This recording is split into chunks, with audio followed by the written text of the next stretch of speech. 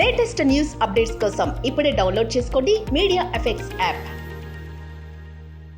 Welcome to media effects.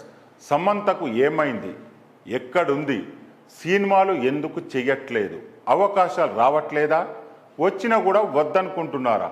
అసలు ఏంటి Samantha plan? Telugu సినిమాలు మాత్రమే చేయట్లేదా, లేదంటే హిందీలో కూడా ఇదే సమాధానం చెప్తున్నారా?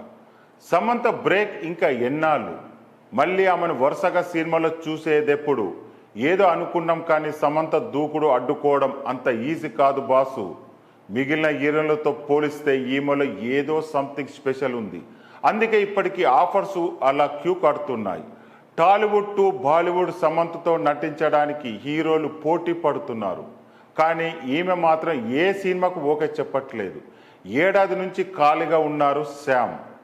విడాకుల తర్వాత కాస్త జోరు తగ్గించినట్టు అనిపించినా ది ఫ్యామిలీ మ్యాన్ 2 తర్వాత మళ్ళీ శ్యామ్ కెరియర్కు రెక్కలొచ్చాయి. మధ్యలో మయోసైటిస్ ఇబ్బంది పెట్టినా తగ్గేదేలే అంటూ హాలీవుడ్ వరకు సమంత జర్నీ సాగుతూ ఉంది. ఖుషి తర్వాత తెలుగు సినిమాలు ఏవి ఒప్పుకోలేదు ఈ భామ. 2 సినిమాలకు కమిట్ అయిన నిర్మాతలకు అడ్వాన్సులు కూడా తిరిగి ఇచ్చేసినట్టు తెలుస్తుంది. బాలీవుడ్లోనే అప్పుడప్పుడే ఒప్పుకున్న సిటాడెల్ వెబ్ సిరీస్ పూర్తి చేశారు సమంత. తర్వాత మళ్ళీ కనిపించలేదు. సోషల్ మీడియాలోనూ ముందులా యాక్టివ్గా లేరు శ్యామ్. ఎప్పుడో నెలకు 2-3 ఫోటోషూట్స్ పెట్టి చేతులు దుర్పేసుకుంటున్నారు. కానీ ఫోటోషూట్లో మాత్రం అందాల ఆరబోతతో పిచ్చెక్కిస్తున్నారు సమంత.